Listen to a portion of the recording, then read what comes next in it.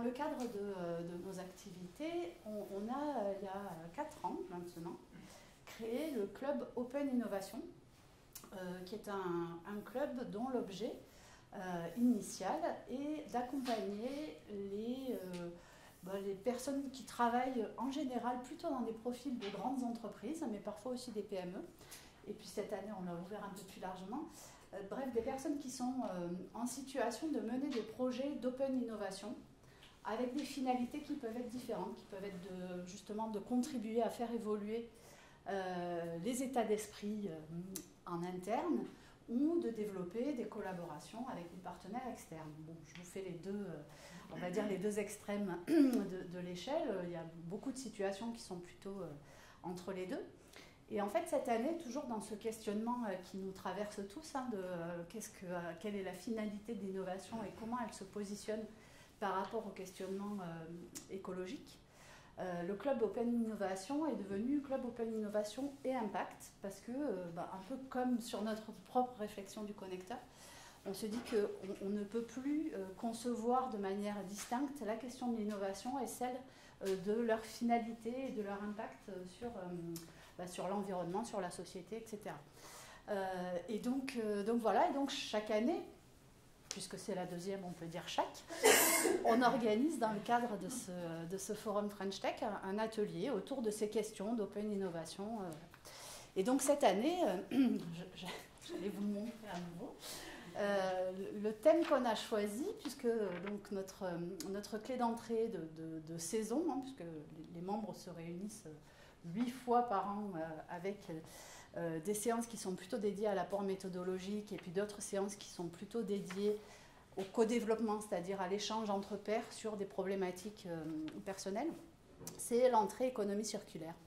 Et en fait, la séance inaugurale qu'on a donc vécue en commun, un des points, moi, qui a attiré mon attention, et enfin les deux d'ailleurs, c'est, je reprends mes lunettes, on ne résout pas un problème avec les modes de pensée qui l'ont engendré. Donc ça, c'est une citation d'Albert Einstein. Et en fait, c'est vraiment le sujet, la clé d'entrée de l'univers de l'économie circulaire, qui invite en fait à repenser, à réaborder, à aborder différemment les thématiques qui sont transversales dans les entreprises.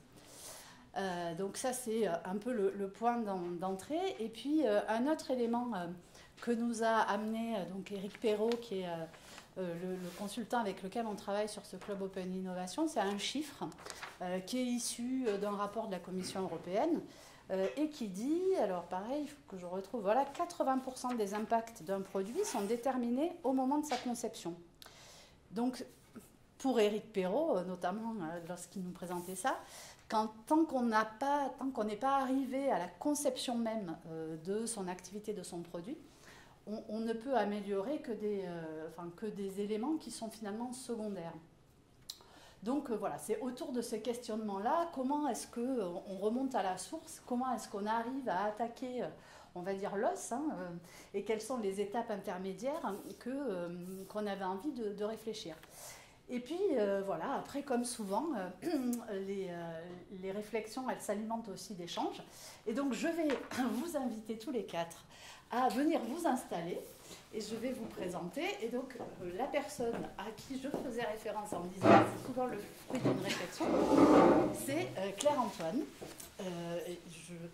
J'expliquerai ensuite quel est le... Non, je vais l'expliquer tout de suite. On discutait donc avec Claire-Antoine qui me dit, oui, mais alors moi, donc tu expliqueras ton parcours antérieur. Ce qui m'interroge, c'est qu'en fait, on demande à des grandes entreprises qui ont des milliers de salariés, qui ont des dizaines ou des centaines d'années d'existence de se transformer.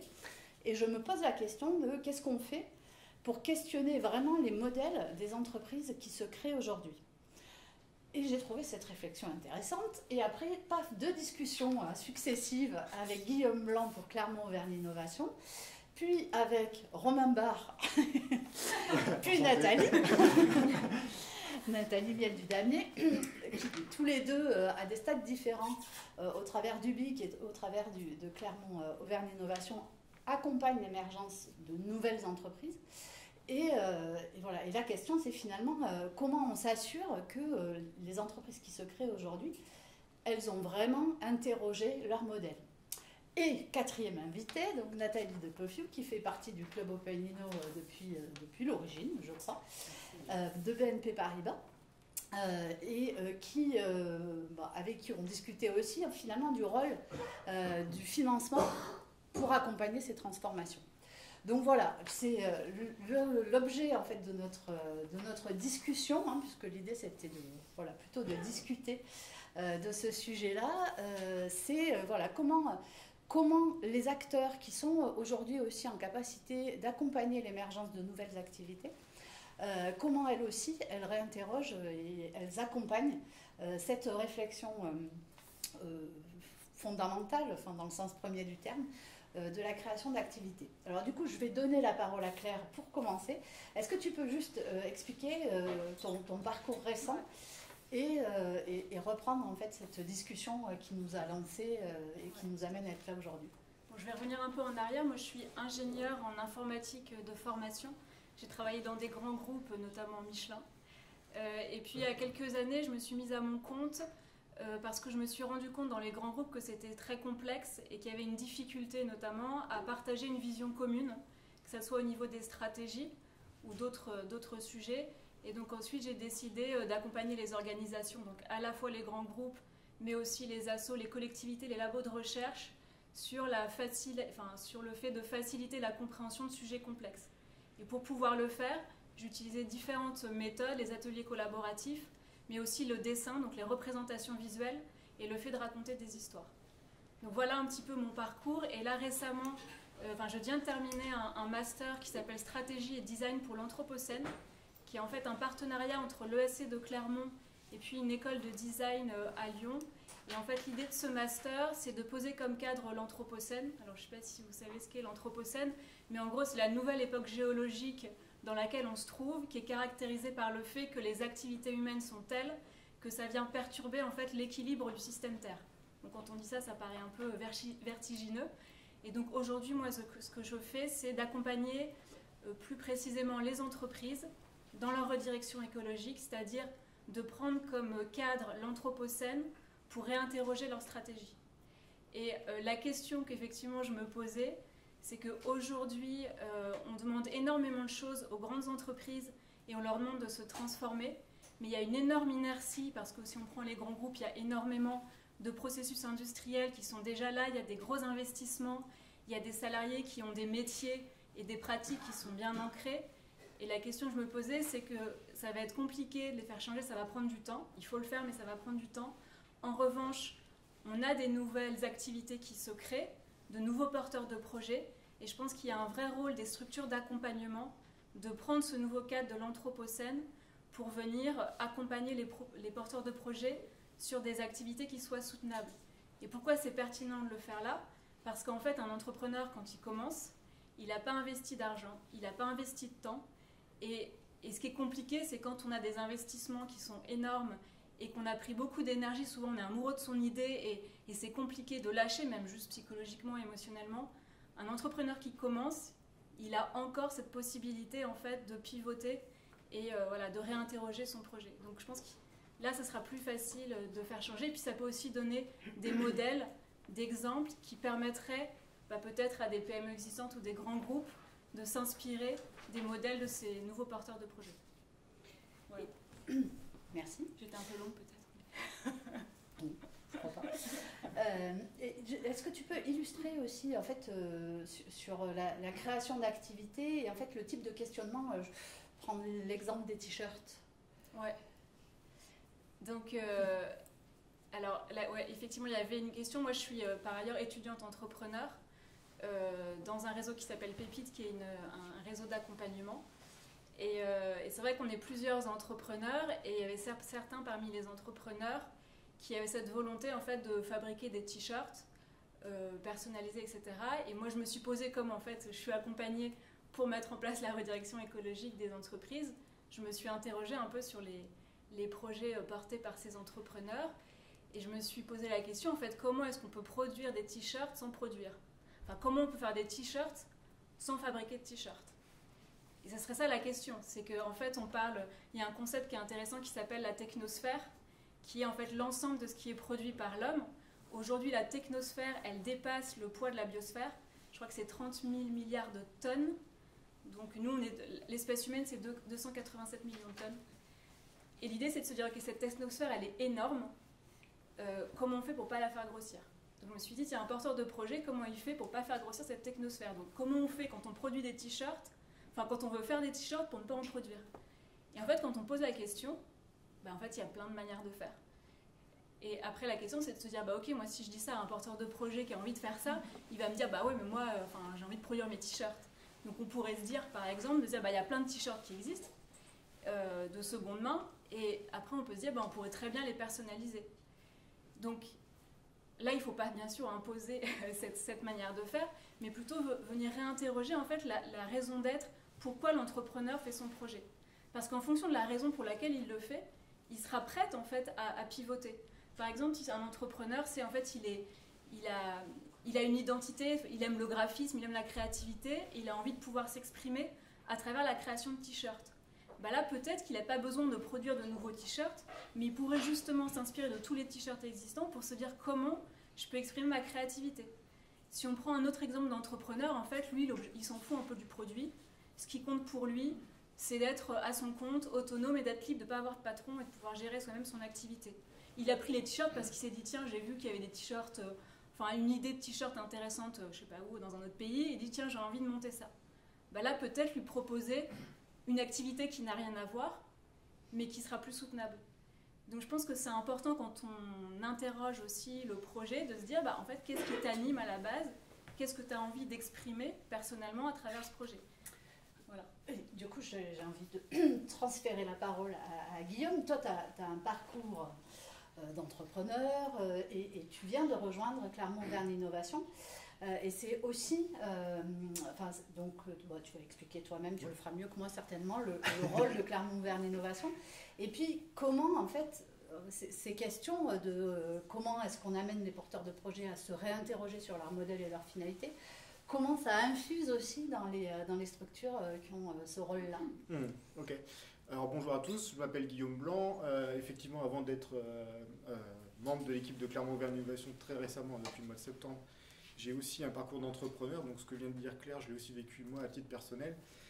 Dans un premier temps en créant ma propre structure en 2007 qui s'appelle Exotic Systems, qui est toujours une entreprise qui conçoit, qui développe des objets connectés, donc avec une dimension de technosphère particulièrement importante et qui questionne, moi qui m'a questionné beaucoup dans l'évolution de la boîte entre l'émergence, la première volonté de créer pour créer et après de donner un sens à l'activité. Effectivement, il y a eu plusieurs phases de questionnement qui ont aussi induit des tentatives de pivot, des fois avec succès, des fois avec beaucoup moins de succès.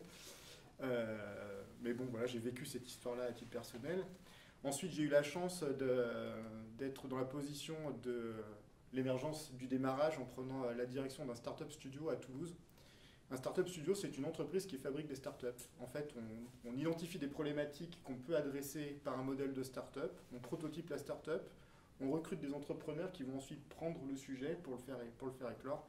Donc en fait, j'avais une équipe dont le boulot, c'était de faire des prototypes de boîtes, de recruter des entrepreneurs. Et ça, c'était il y a 2-3 ans. Oui, ça c'était de 2019 à 2021. Et cette notion d'impact, elle était présente dans la... Elle était présente, mais il faut comprendre que...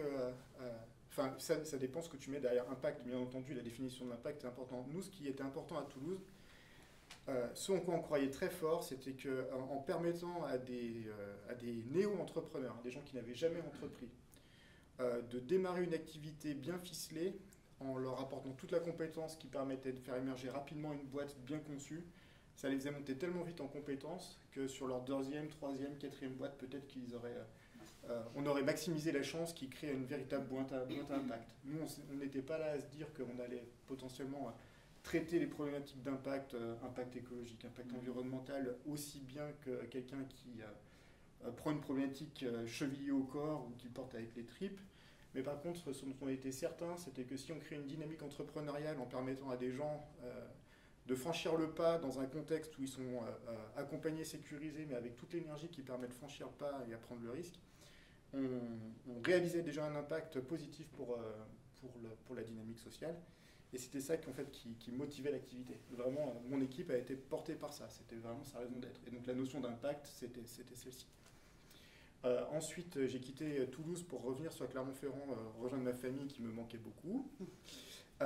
Et j'en ai profité pour recréer une autre boîte où là, la question d'impact était beaucoup plus globale pour moi, pour le coup, beaucoup plus préoccupé par ça. Et j'ai fait démarrer une entreprise qui s'appelle Régénération, dont l'objectif était de financer des exploitations agricoles qui visaient une transformation d'un modèle conventionnel vers un modèle d'agriculture régénératrice. Donc là, par rapport à l'introduction, j'aurais peut-être beaucoup de choses à raconter plus tard, parce que sinon ça prend beaucoup trop de temps. J'ai arrêté le projet Régénération en juillet dernier parce que je ne m'entendais pas avec mes associés. Et j'ai tapé à la porte de Clermont-Auvergne Innovation qui me l'avait toujours ouverte depuis que l'entreprise existe. Pour maintenant contribuer en tant que développeur des services d'innovation ouverte. Ça veut dire que mon objectif, c'est de présenter toute l'innovation, la capacité d'innovation portée par le site Clermont-Auvergne, Universitaire. le site universitaire Clermont-Auvergne, au monde de l'entreprise, aux acteurs socio-économiques, pour faciliter les collaborations et faire en sorte qu'il y ait un maximum de flux d'activités qui permettent à des boîtes et à des acteurs du monde socio-économique d'innover en s'appuyant sur les résultats, les compétences et les moyens portés par l'ensemble du site Clermont-Auvergne. Donc j'ai un objectif de marketing de l'innovation à destination du monde socio-économique pour faire en sorte de faire émerger des nouvelles solutions pour lesquelles la science et la recherche auraient été contributrices. Du coup, je vais donner la parole à Nathalie Miel. Et non pas Romain Barre, contrairement à ce qui a été dit en introduction. J'ai dit que j'avais discuté avec Romain, mais après c'est remonté à la direction. Le sujet donc de l'émergence, donc vous le traitez au travers du BIC, qui est l'incubateur des industries culturelles et créatives. Et à la fois, ça correspond aussi à une réflexion qui est engagée par le Damier d'une manière plus globale. Vous en êtes où aujourd'hui justement de ce questionnement de la manière d'appréhender l'émergence de nouvelles activités par rapport à ces préoccupations environnementales? Notre point de départ, il n'était pas au niveau de la question de l'émergence, il était plutôt aux questions relatives à notre secteur de façon plus globale, ou comment on anticipe les mutations des industries culturelles et créatives.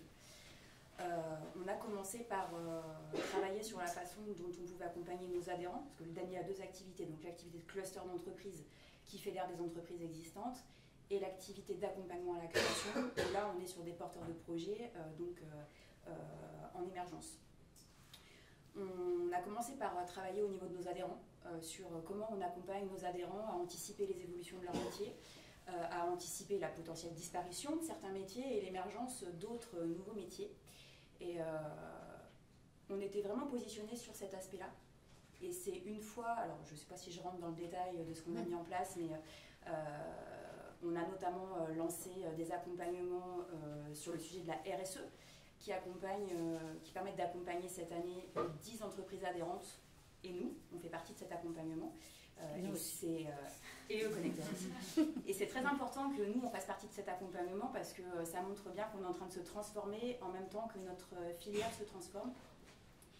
Et c'est en faisant ce travail d'accompagnement avec 10 de nos adhérents qu'on s'est rendu compte que sur les 7 piliers de la RSE, donc effectivement on pense tout de suite à l'environnement, mais il y a aussi les questions de gouvernance, les questions de qualité de vie au travail, que s'il y a des choses qui étaient pensées dès le départ de la création de l'entreprise, ça ferait quand même aller plus vite sur certains aspects.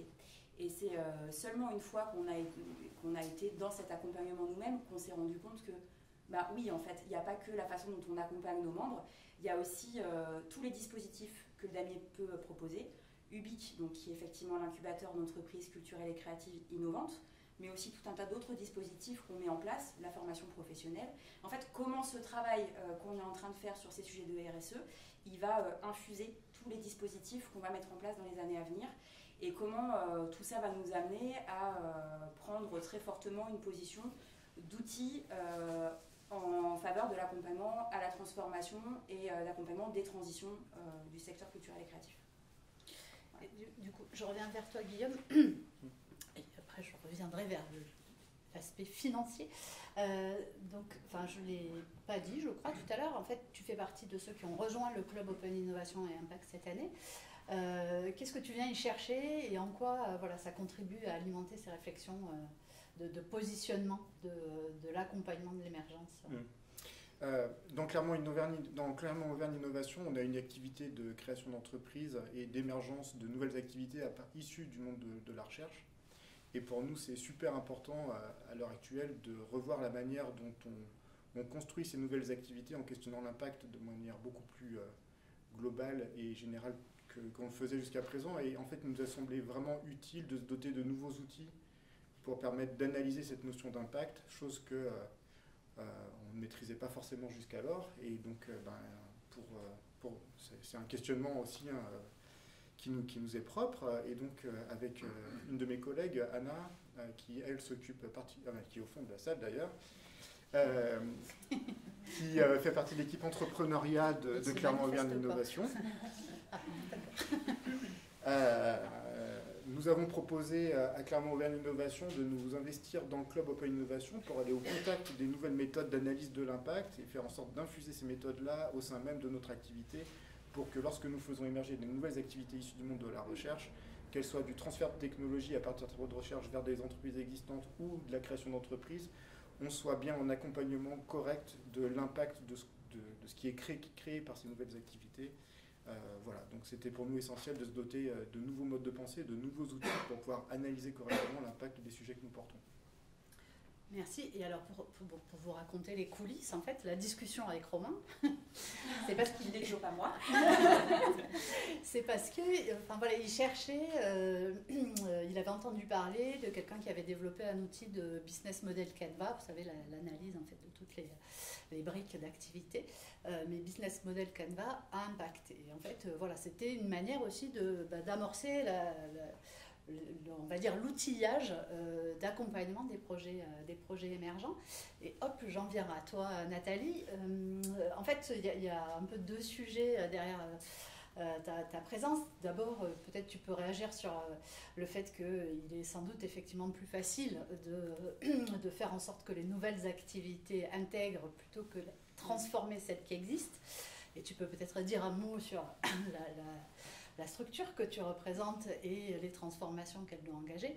Et puis surtout, l'objet de ta présence, c'est pour dire en fait, tout bouge en même temps. Alors on le voit, en fait, ça prend du temps parce qu'en fait, les structures émergentes qui n'ont pas de passif, par contre, elles ont tout un environnement, donc des clusters, des accélérateurs, et des banques qui, elles, doivent en fait faire évoluer leur manière d'accompagner et de financer. Donc Oui, ben, en fait, effectivement, c'est une chose de créer une entreprise from scratch et d'avoir déjà intégré les sujets environnementaux et sociaux. Et en revanche, les entreprises déjà existantes, quelle que soit leur taille, vont devoir avoir une mutation. Et on est persuadé que nous, banques, institutions financières, on a un rôle central dans l'orientation des flux financiers vers des activités et une économie plus décarbonée. Alors, c'est sûr que on pense que ça se fait de façon progressive et comment on peut influer sur cette transformation par le financement, notamment, si je parle de cas très concrets et de ce qu'on peut vivre, nous, dans notre transformation, dans notre métier bancaire, c'est qu'aujourd'hui, un chargé d'affaires entreprise va questionner des entreprises sur la viabilité, évidemment, de son projet économique, mais va aujourd'hui questionner aussi sur les enjeux sociaux et environnementaux, comment cette dominante RSE est intégrée dans son projet. Et ce qui est intéressant, c'est que on va même considérer que l'absence de prise de conscience ou d'intégration de ces éléments-là dans son business plan ou dans son développement ou dans sa transformation est même un risque, puisqu'aujourd'hui, ces notions-là, on peut considérer qu'une entreprise peut être exclue d'un appel d'offres parce qu'elle n'aura pas la bonne notation extra-financière. Donc, c'est vraiment une transformation et une impulsion qui va être, qui descend jusqu'au conseiller, au chargé d'affaires, qui va devoir se former aussi dans le questionnement, dans l'accompagnement, pour ces entreprises traditionnelles qui vont devoir se transformer.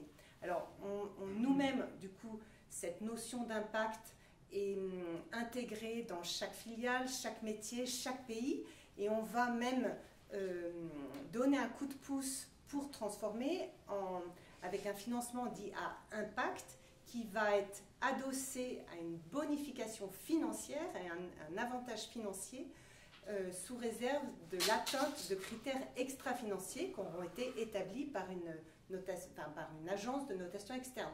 C'est assez fort comme engagement, c'est-à-dire qu'à la signature de prêt, il y aura une notation de départ et à chaque date anniversaire du prêt, sous réserve de la publication de ce nouvel audit, l'entreprise bénéficiera d'une bonification de 10 points de base sur son taux de crédit.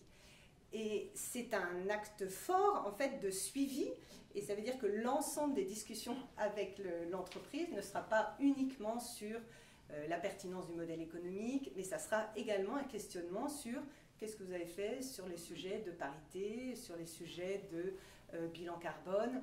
Alors, on ne laisse pas les entreprises qu'on accompagne seules face à ces sujets-là. Donc, nous-mêmes, banque, on n'est pas expert sur chaque domaine, donc on s'est adossé à des partenaires, que ce soit sur l'établissement d'un bilan carbone, les diagnostics plus globaux RSE. Mais c'est une vraie mutation du dialogue et de la façon dont on accompagne la transformation des entreprises existantes qui doivent gérer ce passif. Claire ? Qu'est-ce que ça t'inspire en fait ce sujet de la vraie mutation pour transformer justement le passif au niveau du financement? Non, au niveau général, enfin, de transformation de nos modes de pensée. Ouais. On reprend Einstein qui nous a lancé.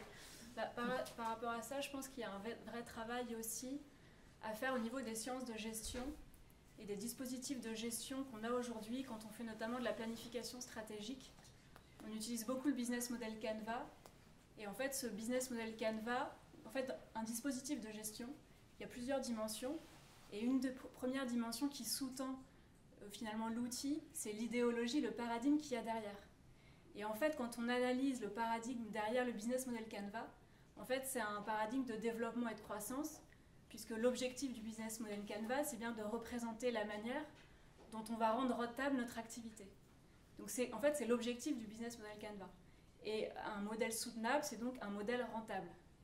Mais si on prend le cadre de l'Anthropocène, un modèle soutenable, c'est un modèle qui prend en compte les limites planétaires tout en répondant aux besoins sociaux. Et donc c'est toujours hyper intéressant de se dire, derrière chaque outil que j'utilise, chaque dispositif, quel est le paradigme qui sous-tend. Parce que comme tu dis, si on garde le même cadre de pensée, avec le business model Canva, vous ne pourrez pas faire un business soutenable.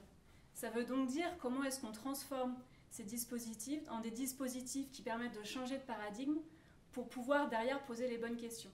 Parce que si je reprends le business model Canva, la première question qu'on va vous poser, c'est quels sont vos clients et qu'est-ce que vous leur offrez. Et quand on regarde un peu les différents acteurs dans le business model Canva, il y a énormément d'acteurs qui ne sont pas existants, qui sont invisibles. On a les clients, donc c'est finalement le seul acteur. Les salariés, ils ne sont même pas présents. Si on prend je ne sais pas si vous connaissez un petit peu, mais il y a les ressources clés.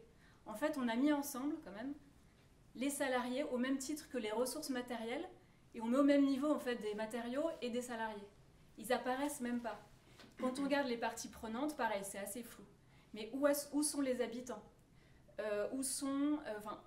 Où est le vivant aussi, la question du vivant. Donc il y a plein d'acteurs qui ne sont pas présents, dont on ne questionne même pas l'existence.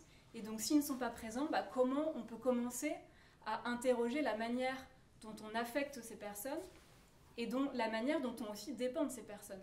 Si on prend un habitant, par exemple, si j'imagine une usine qui est construite à un certain endroit qui va polluer de l'eau, finalement, l'usine, elle dépend aussi des habitants dans la mesure où eux peuvent derrière porter justement ce combat d'avoir une eau de qualité. Donc en gros, pouvoir élargir les parties prenantes et les acteurs, les rendre visible aussi le vivant, c'est très important si on veut vraiment transformer les modèles. Donc moi, je vous invite, et c'est ce que je suis en train de faire, de créer de nouveaux outils de gestion, dispositifs de gestion, qui partent de ce paradigme de l'habitabilité, parce que c'est ça qui est en jeu, pour pouvoir poser les bonnes questions et donc apporter des trajectoires qui soient soutenables.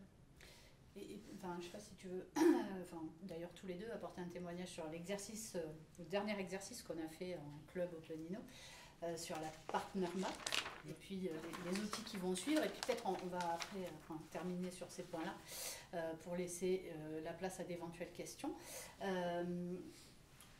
L'un de vous deux, sur cet outil et la manière en fait, dont ça peut, ça rejoint ce que vient de dire Claire, donc ça permet d'élargir un peu aussi sa façon d'appréhender les sujets.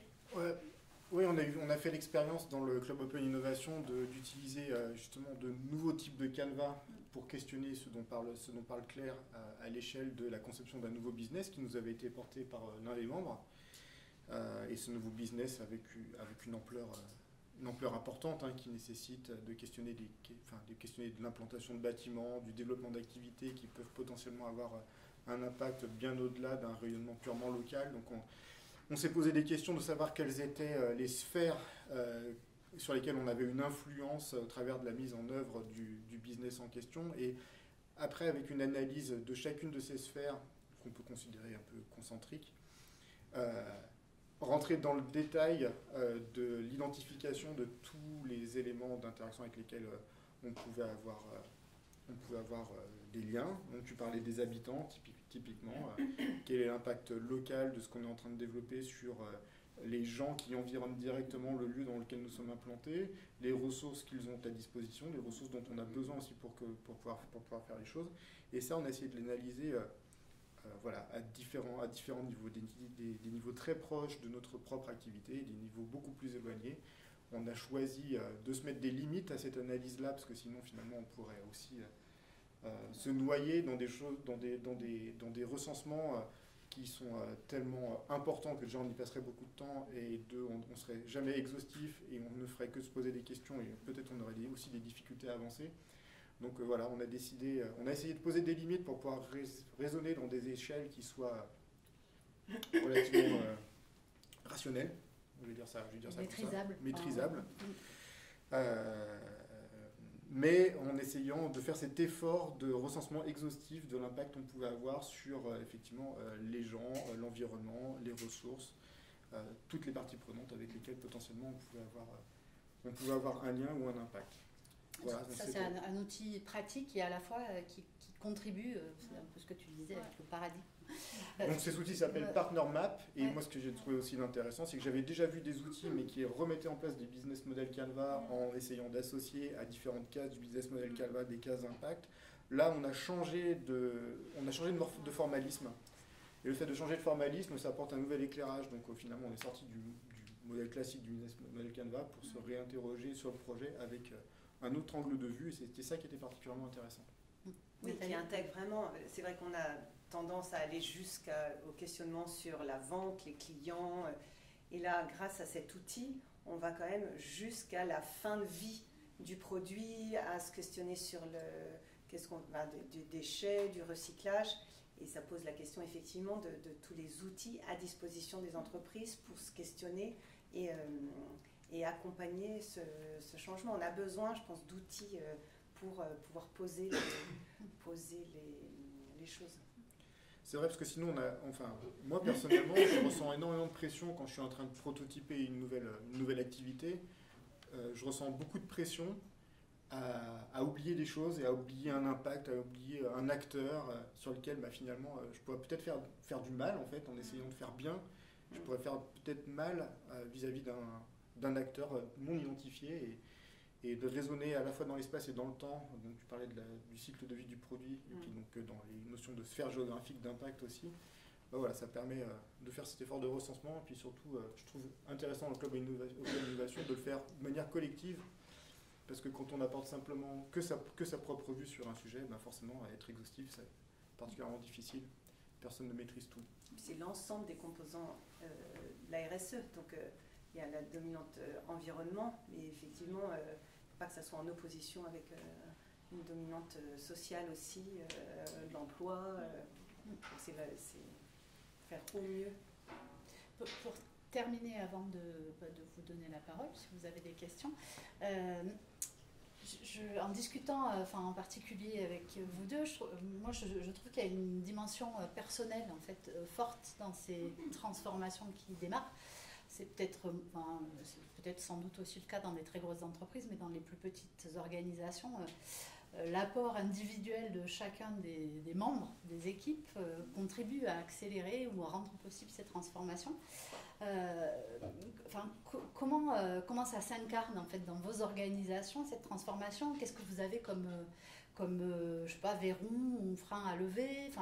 C'est quoi la trajectoire là dans les prochaines semaines pour aller aux prochains mois, peut-être un peu plus de profondeur, pour avancer de manière significative sur ces enjeux? Alors vas-y, non, je t'en prie. Déjà d'où c'est parti, parce que là on a mis beaucoup de choses en place cette année, là en 2022, mais voilà, ça faisait un moment que ça trottait dans les têtes, ce positionnement sur ces sujets de développement durable. Ça vient d'un séminaire avec notre conseil d'administration où on a une administratrice qui est très militante personnellement, et on travaillait sur le projet du damier 2020-2022, et à un moment elle dit mais en fait, quand est-ce qu'on aborde les sujets de développement durable et du rôle que le damier doit avoir? Et là, on a tous fait. Et ça n'a pas été évident tout de suite.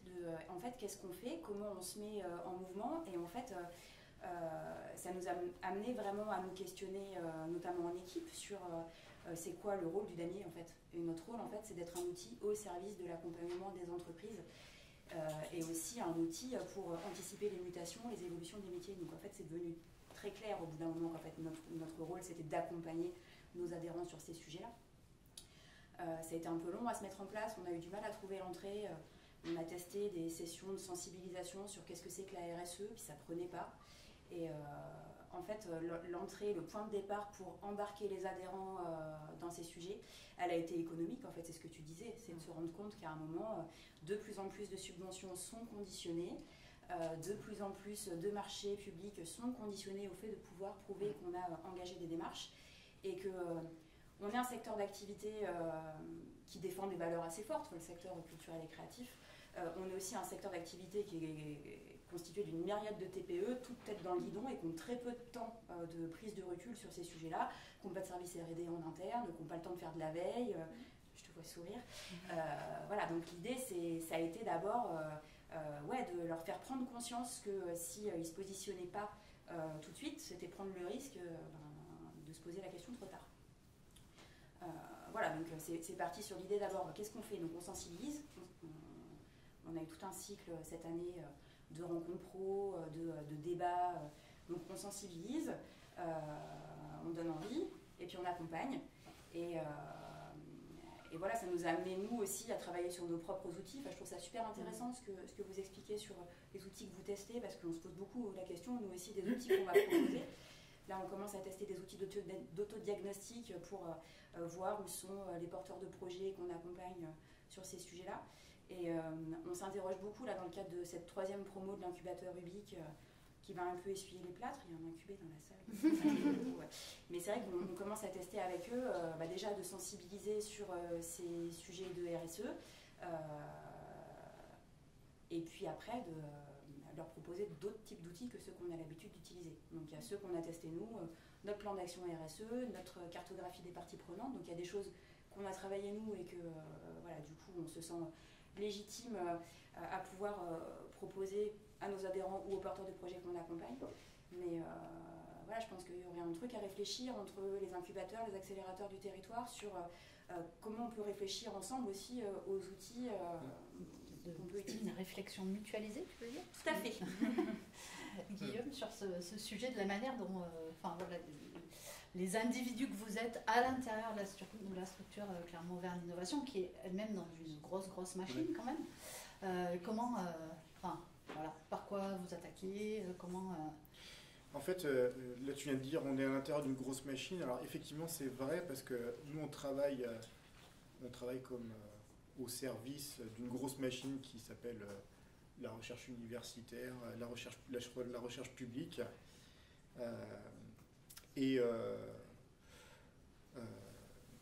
Forcément ça notre mission de transfert, notre mission de valorisation se questionne au travers de l'impact. C'est-à-dire quand on fait émerger quand on fait émerger une nouvelle technologie, quand on fait émerger de nouveaux résultats de recherche, il y a un changement qui est en train de s'opérer, c'est quel sens cela donne par rapport à la mission qu'on doit avoir dans cette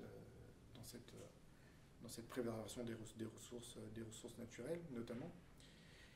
Moi, il y a quelque chose qui m'a beaucoup motivé à rejoindre cette dynamique de grosses machines, alors que je n'étais pas du tout habitué. C'est une phrase clé qui détermine une orientation prise par tout le site universitaire qui s'appelle « Concevoir des modèles de vie et de production durables ».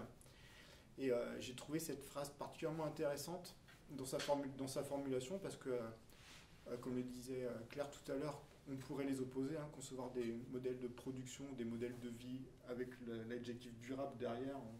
On pourrait dire que les choses ne sont pas forcément possibles, mais s'autoriser à dire qu'on réfléchit à la manière de le faire, c'est déjà une manière de remettre cette notion d'impact au cœur même de notre réflexion en tant que valorisateur des travaux de recherche et émergeur de nouvelles activités. C'est assez aligné. Oui. Ouais, donc ça, je trouvais ça particulièrement intéressant et motivant. Et après, il y a les questions de la manière dont ça s'infuse. Et là, pour le coup, de mon point de vue, ça passe avant tout par les gens qui décident de porter ça. Et ça, tu l'as très bien dit aussi. C'est à partir du moment où il y a des gens qui posent les questions, finalement, le groupe peut se poser les questions. Donc, il faut qu'il y ait des gens qui se posent les questions. Il ne faut pas qu'ils hésitent à poser les questions et qu'ils les fassent de le faire de manière insistante pour que finalement l'entreprise dans sa globalité puisse s'en emparer, parce que la pression peut certes venir de l'externe, donc il faut qu'on s'adapte dans nos manières de créer des nouvelles boîtes parce que l'enjeu autour de nous le nécessite, mais la pression peut aussi venir de l'interne parce qu'en tant que citoyen qui contribue à l'action de ma propre entreprise, j'ai envie que les actions aillent dans le bon sens. Donc je pense qu'il ne faut pas hésiter, tout autant qu'on est, à prendre la parole dans les boîtes pour questionner ça, de manière à ce que cette pression puisse venir, pas forcément d'un contexte de marché qui nécessite que l'impact soit pris en considération dans la manière de construire un business plan. Je trouve ça vraiment trop limitatif, mais il faut aussi qu'en tant que citoyen, acteurs des entreprises, acteurs de leurs activités, on prenne ça comme étant une part entière de notre action dans nos boîtes. Voilà. Moi, en tant que connecteur, donc pour qui l'humain est vraiment hyper important, j'aime beaucoup cette conclusion parce que finalement, ça remet aussi chacun dans une posture de responsabilité. Oui, alors j'avais une très belle image à vous montrer. Malheureusement, ça n'aura pas fonctionné du tout. C'est justement le donut. De la manière dont aujourd'hui, pays par pays, on couvre les besoins humains et on dépasse ou pas les limites planétaires. Et c'est vraiment une image qui fait beaucoup réfléchir, qui peut être un peu paralysante quand on la voit, parce que clairement, sur un pays comme la France, on a couvert pratiquement tous les besoins humains. En revanche, on a explosé toutes les limites planétaires. Si on prend le Pakistan, par exemple, la situation est très différente.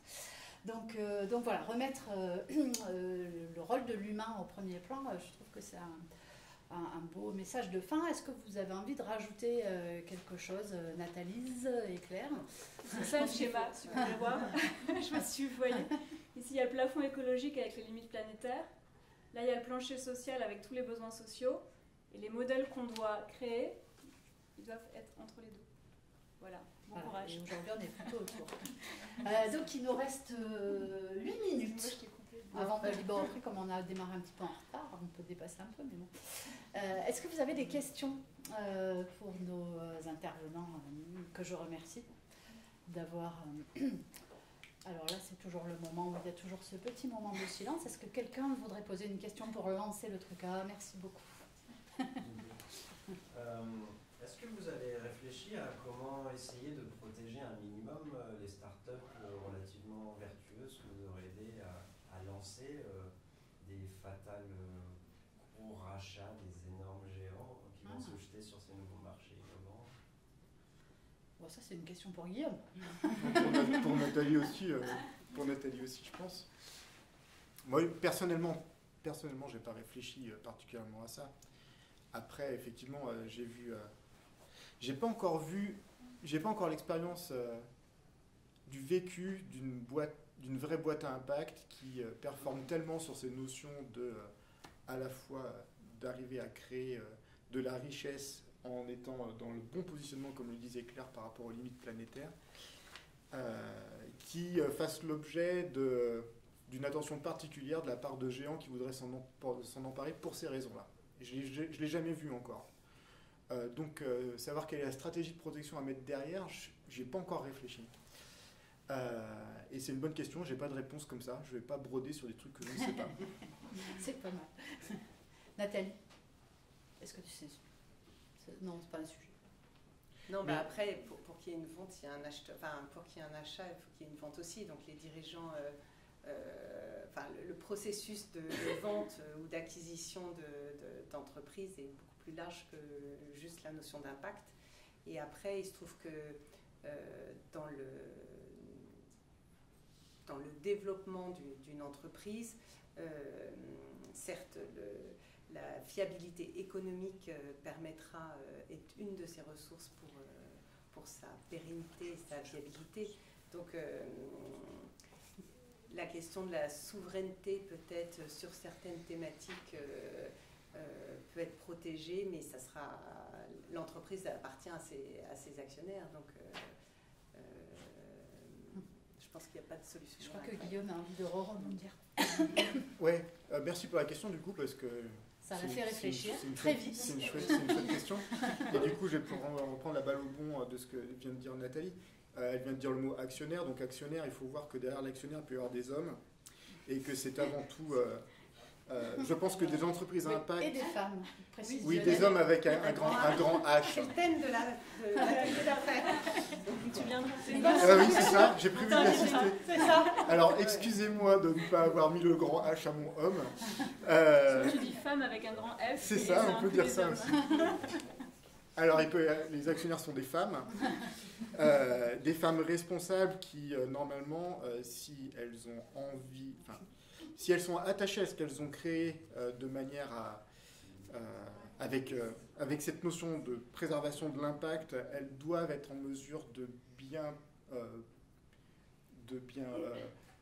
réfléchir, de prendre les bonnes décisions par rapport à l'offre qui peut leur être faite. Elles sont tout à fait libres d'accepter, de ne pas accepter. En tout cas, c'est leur propre décision. Et à partir du moment où elles ont décidé de se défendre sur quelque chose qui leur tient particulièrement à cœur, elles vont jusqu'au bout.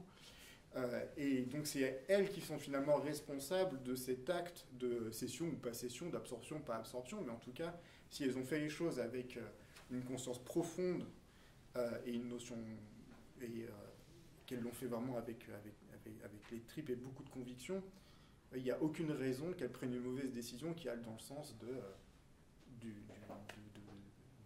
venir casser ce qu'elles ont pu construire. Il y a l'exemple de Patagonia, le dirigeant a cédé son entreprise avec une volonté de poursuite d'impact.